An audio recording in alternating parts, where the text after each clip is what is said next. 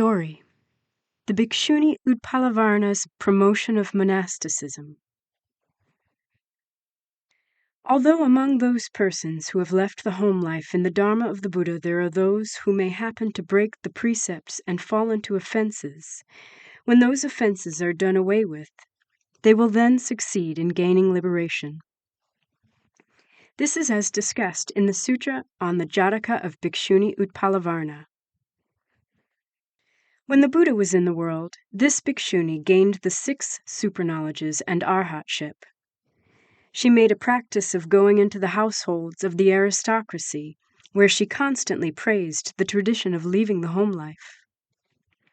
She spoke to the wives and daughters of the nobility, saying, "Sisters, you could leave behind the home life."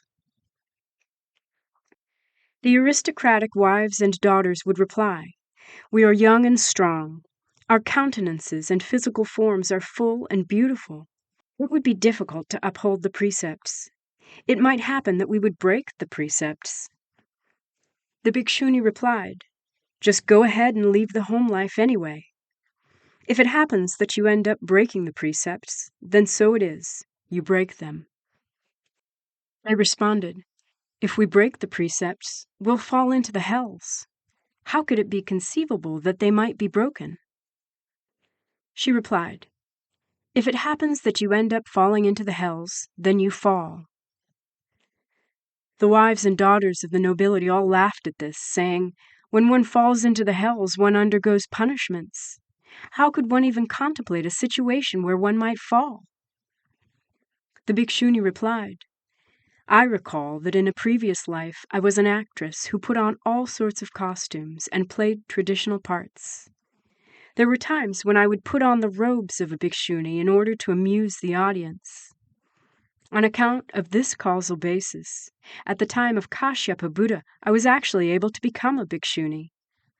However, on account of my aristocratic birth and beauty, I became arrogant and then broke the restrictive prohibitions.